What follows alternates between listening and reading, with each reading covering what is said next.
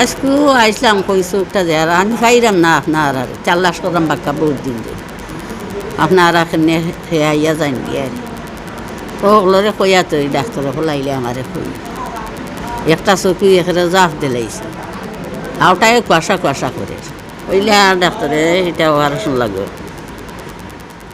বিশ্বনাথে বিনামূল্যে চক্ষু চিকিৎসা সেবা পেলেন প্রায় 5 শতাধিক মানুষ। সিলেটের বিশ্বনাথে Daulatpur union education and welfare trust ইউকের অর্থায়নে বিনামূল্যে চক্ষু চিকিৎসা সেবা পেয়েছেন প্রায় 5 শতাধিক মানুষ।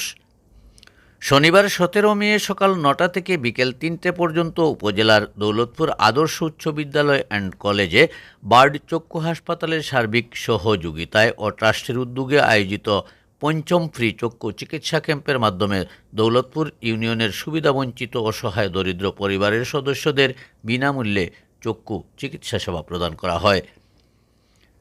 Daulatpur union education and welfare trust ইউকের 5ম ফ্রি চক্ষু চিকিৎসা সেবায় বিনামূল্যে সেবা গ্রহণকারী 5 শতাধিক ব্যক্তির মধ্যে 50 জনকে চোখের স্থানীয় অপারেশন, 200 জনকে বিনামূল্যে চশমা প্রদান ও অন্যান্য সেবা গ্রহণকারীদেরকে বিনামূল্যে ঔষধ প্রদান করা হয়। দুপুর 3টায় বার্ড চক্ষু হাসপাতালের ব্যবস্থাপনায় সানিপড়া রোগীদেরকে অপারেশনের জন্য হাসপাতালে নিয়ে যাওয়া হয়। ক্যাম্পের কার্যক্রম নিয়ে কথা হয় দৌলতপুর ইউনিয়ন এডুকেশন ট্রাস্ট ইউকের সহকারী ট্রেজারার আব্দুল হামিদ খান সুমিলের সাথে। কেমন আয়োজন ছিল এমন এক প্রশ্নের জবাবে তিনি জানান, আজকে আলহামদুলিল্লাহ আমরা খুব সুন্দরভাবে একটা চক্ষু শিবির করছি। ওয়েদারও খুব ভালো আছিল। আমরা সকাল 9টা থেকে শুরু করে আমরা 2টা পর্যন্ত কন্টিনিউ রুগী দেখছি। এখনও আমরা ডাক্তাররা রুগী দেখা শেষ করিয়া এখন মানে ফাইলপত্র ফাইলিং করায় ব্যস্ত আছেন। আমরা 500-র উপরে রুগী দেখা হয়েছে। তার মাঝে আমরা রুগীন্তরে ফ্রি চশমা দেওয়া হয়েছে, ড্রপ দেওয়া হয়েছে, কিছু মেডিসিন দেওয়া হয়েছে। স্থানীয় অপারেশনের জন্য বার্ড হাসপাতালে নেওয়া হচ্ছে, যাদেরকে অল্প কিছুক্ষণের মধ্যে তাজপুর নেওয়া হবে এবং আজকে রাত্রে রেখে সম্পূর্ণ তাজপুর তারা খাবার সহ সম্পূর্ণ ফ্রি।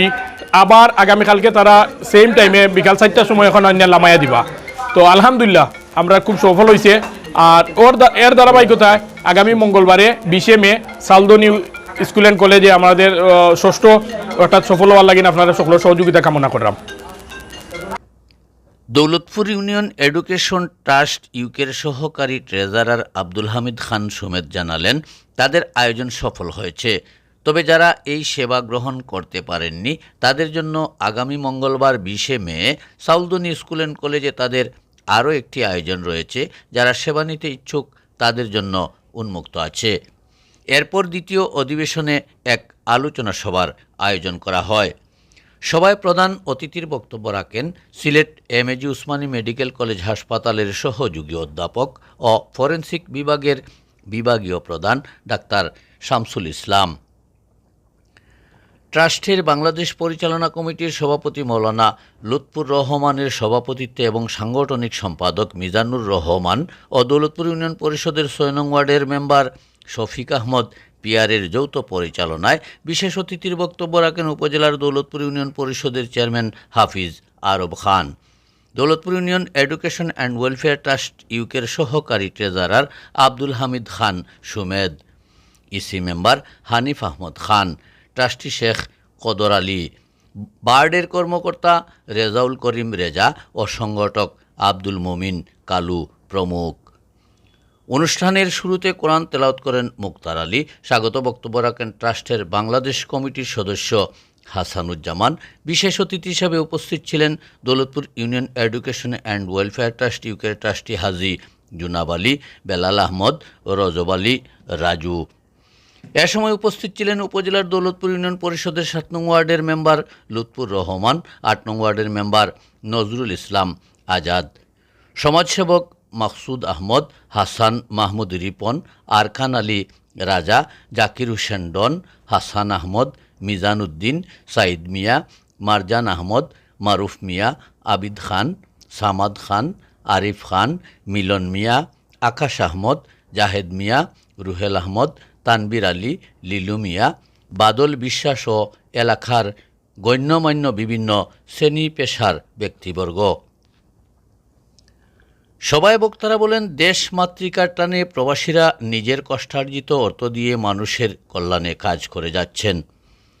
2010 সালে মানব সেবার লক্ষ্যে প্রতিষ্ঠিত ট্রাস্টটি দেশের শিক্ষাসহ আর্থ মানবতার সেবায় সততা ও নিষ্ঠার সাথে কাজ করে যাচ্ছে।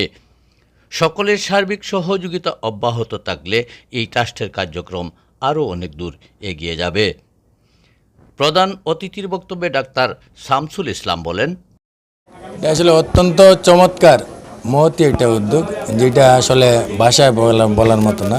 এখানে অনেক অসহায় বঞ্চিত সুবিধাভোগী যারা তারা এসেছেন এবং Daulatpur education and welfare trust UK কর্তৃক আয়োজিত আজকের যে আয়োজন, আমি মনে করি এটা সফল একটা আয়োজন।